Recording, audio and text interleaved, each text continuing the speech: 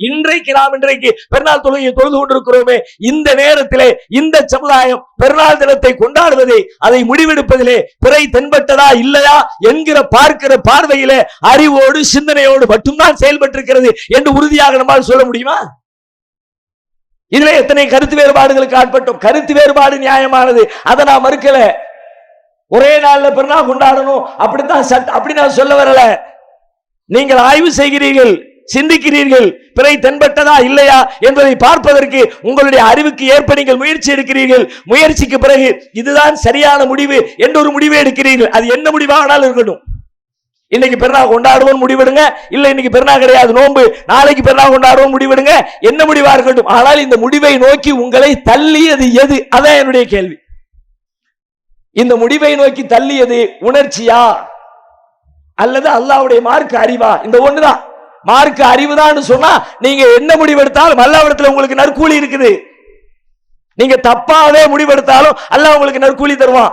அறிவோடு அல்லாஹ்விற்கு கட்டுப்படணுங்கிற உணர்வோடு அல்லாஹ்வுடைய தூதர் காட்டி தந்த அடிப்படையில் இந்த பெருநாளை கொண்டாட வேண்டும் என்கிற சிந்தனையோடு நீங்கள் அந்த முடிவை எடுத்திருந்தால், ஒருவேளை அந்த முடிவு அல்லாஹ்வின் பார்வையில் பிழையாகவே இருந்தாலும் அல்லாஹ் உங்களுக்கு ஒரு நற்கூலி தருவான். ஏனென்றால் நீங்கள் அல்லாஹ்வை அஞ்சி அந்த முடிவை எடுத்திருக்கிறீர்கள்.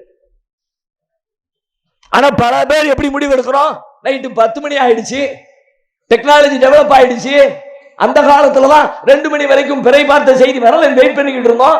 11 மணி 12 மணி வரைக்கும் தூங்காம உட்கார்ந்துட்டு இருக்கிறதா? ஆளாளுக்கு போன் பண்றாங்க, காலையில ஏற்பாடுகள் பண்ணணும், திடல் ஏற்பாடு பண்ணல, அதை செய்யல இதை செய்யல, ஆளாளுக்கு கேட்கிறாங்க, பதில் சொல்ல முடியல. நான் ஒரு பள்ளிவாசல் நிர்வாகி, நான் ஒரு ட்ரஸ்டுடைய நிர்வாகி, நான் ஒரு ஜமாத்துடைய நிர்வாகி, நான் இவ்வளவு நேரமா அவங்க அறிவிச்சுட்டாங்க இவங்க அறிவிச்சுட்டாங்க. இவங்க அறிவிச்சா என்னங்கிற உங்களுடைய கேள்விக்கு நீங்க தான் பதில் சொல்ல போறீங்க. அவங்க நாளைக்கு மறுமையில சொல்லவே மாட்டாங்க. நீ ஏன் இன்றைக்கு பெருநாள் தொழுகாய், நாளை மறுமையில கேட்கப்படுமா? கேட்கப்படும். நம்முடைய வாழ்வின் எல்லா விஷயங்களும் பதிவு செய்யப்படுகிறது. எதுவும் அல்லாஹ்விடத்துல தப்பாது. மறுமையில அல்லாஹ் நம்மிடத்துல இந்த கேள்வியை வைக்கும் பொழுது அந்த ட்ரஸ்ட் முடிவெடுத்தாங்க, இந்த ஜமாத் முடிவெடுத்தாங்க, அவங்க முன்னாடி அறிவிச்சாங்க, எங்க மக்கள் எல்லாம் கோவப்பட்டாங்க, என்ன சொல்றதுன்னே தெரியல, நைட்டு 12 மணி ஆயிடுச்சு, 30 phone call, 40 phone call, 50 phone call attend பண்ணி பதில் சொல்ல முடியல, உடனே ஒரு அறிவிப்பு போட்டுட்டோம். சூழ்நிலை கைதியாகி முடிவெடுக்கிறீர்களா?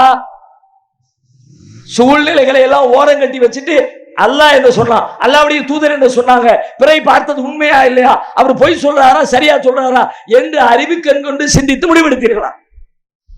நம்முடைய முடிவு எந்த அடிப்படையில் இருந்தது? உஹது போர்க்களத்திலே நபிகளார் கற்றுத் தருகிற பாடம் இதுதான். உங்களுக்கு கோபம் அதிகம் இருக்கலாம், ஆனாலும் கோபத்தை எல்லாம் ஓரம் கட்டுன்னு அல்லாஹ் சொன்ன ஓரம் கட்டிடும். ஹுதைபியா உடன்படிக்கை நம்ம எல்லாரும் பல தடவை கேள்விப்பட்ட வரலாறு. உம்ராவுக்கு போன ரசூலா கூட்டிட்டு போயிட்டாங்க. அங்க போய் பார்த்தா உஸ்மான் ரலியல்லாஹு அன்ஹு பேச்சுவார்த்தைக்காக வேண்டி போன உஸ்மானை கொன்று விட்டார்கள் அப்படின்னு ஒரு வதந்தி பரவுது. நபிகளாருக்கு கோபம் தாங்கல, சஹாபாக்கள் ஆல்ரெடி கோபம், விட்டு வைக்க கூடாது, இந்த மக்காவாசிகளை உண்டு இல்லைன்னு ஆக்கிரமணே 1400 பேர், ஒரு பெரிய கொதி நிலை. கொதிப்புனா கொதிப்பு சாதாரண கொதிப்பு இல்ல, கடுமையான கொதிப்பு. ஒற்றிருந்தா அடிச்சு துவம்சம் பண்ணி அந்த நிமிஷத்திலே மக்காவை நிர்மூலமாக்கிட்டு மக்காவையே வென்றெடுத்திருப்பார்கள் நபித்தோழர்கள். அப்படிப்பட்ட ஒரு கடுமையான கோபம். ரசூல் ஸல்லல்லாஹு அலைஹி வஸல்லம் கையேந்துறாங்க, பையத்து பண்ணு, சாவுக்கு பையத்து பண்ணு, மரணத்துக்கு பையத்து பண்ணு, போர்க்களத்தில் இறங்க போறோம், போருக்கு உள்ள நுழைஞ்சவன் திரும்ப வரமாட்டேன், களத்திலேயே ஷஹீதானால் ஆவேனே தவிர புறமுதுகு காட்ட மாட்டேன் அப்படின்னு இந்த உறுதிமொழி கொடு அப்படின்னு ரசூலுல்லாஹ் கையை நீட்டுறாங்க. சஹாபாக்கெல்லாம் பையத்து பண்றாங்க. எவ்வளவு வெறி, எத்தனை கோபம், அடங்க முடியாத. சொந்த ஊர்ல இருந்து விரட்டி அடிச்சாங்க, நண்பர்களை எல்லாம் சுடுமணல்ல போட்டு பொசுக்குறாங்க, அல்லாஹ் தான் எங்கள் இறைவன் சொன்னதுக்காக பல பேரை கொண்டு குவிச்சாங்க. இவ்வளவு அயோக்கியத்தனத்தை பண்ணிட்டு இன்னைக்கு நாம அல்லாஹ்வுடைய ஆலயத்தை தவாஃப் செய்யறதுக்காக உம்ரா செய்யறதுக்காக வேண்டி வந்திருக்கோம்னு சொன்னா, அப்படி சொல்ல போன ஒரு தூதரையே கொலை பண்ணி இருக்காங்கன்னா இவங்களை சும்மா விடக்கூடாது அப்படின்னு மொத்த தோழர்களும் கொந்தளிப்பின் உச்சத்தில் நிற்கிறாங்க. அல்லாஹ்வும் அதை சூழத்துல எப்படி தெரியுமா, இன்னல்லதீன யுபாயிஊனக இன்னமா யுபாயிஊனல்லாஹ், நபியே உம்மிடத்திலே பையத்து செய்தார்களே அவர்கள் உம்மிடத்தில் செய்தவர்கள் அல்ல, அல்லாஹ்விடத்திலே பையத்து செய்தவர்கள். யதுல்லாஹி ஃபௌக ஐதீஹிம், அவர்களுடைய கரங்களுக்கு மேலால் அல்லாஹ்வின் கரம் இருக்கிறது. அல்லாஹ்வும் தன்னுடைய பங்குக்கு ஒட்டு மொத்தமா எதிரணியை காலி பண்ணி துவம்சம் பண்ணிடலாம் என்கிற மனநிலையில எப்ப போர் அறிவிக்கப்படும் எதிர்பார்த்திருக்கிற தருணத்துல நபிகள் நாயகம் ஸல்லல்லாஹு அலைஹி வஸல்லம் அறிவிப்பு செய்யறாங்க, போரும் கிடையாது ஒண்ணும் கிடையாது, இந்த வருஷம் உம்ராவுக்கும் நம்ம உள்ளுக்குள்ள போறது இல்ல, தவாஃபும் பண்ணல, வந்த பயணத்தை இதோட முடிச்சிட்டு உம்ரா செஞ்சதா நினைச்சுக்கிட்டு குர்பானி கொடுக்கிறோம், குர்பானியை கொடு, மொட்டை அடிக்கிறவன் மொட்டையடி, எல்லாம் ஊரை பார்க்க திரும்புவோம். எப்படி இருந்திருக்கு யோசிச்சு பாருங்க. இவ்வளவு டெம்ப்டை ஏத்திட்டு, இவ்வளவு தூரம் உணர்ச்சி ஏத்திட்டு சஹாபாக்களுக்கு தாங்க முடியல. உமர் ரலியல்லாஹு அன்ஹு போறாங்க, அல்லாஹ்வுடைய தூதரே என்ன நடக்குதுங்க? அலஸ்த நபியல்லாஹி ஹக்கா, நீங்கள் அல்லாஹ்வுடைய நபி இல்லையா? உண்மையிலே நீங்கள் அல்லாஹ்வின் தூதர் இல்லையா? நபிகளார் சொன்னாங்க, பலா, நாம் தூதர் தான். அலஸ்னா அலல் ஹக்கி வ அதுனா அலல் பாத்தில், நாம் சத்தியத்திலேயும் நம்முடைய எதிரிகள் அசத்தியத்திலேயும் இல்லையா? பலா, ஆமா அப்படித்தான் இருக்கிறோம்.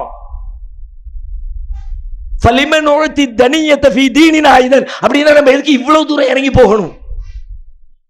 ஒரு வார்த்தை சொல்லுங்க, உள்ள இறங்கி எல்லாத்தையும் அடிச்சு காலி பண்ணிடுறோம், எதுக்கு தேவையில்லாம இவ்வளவு தூரம் கீழே இறங்கி போகணும்?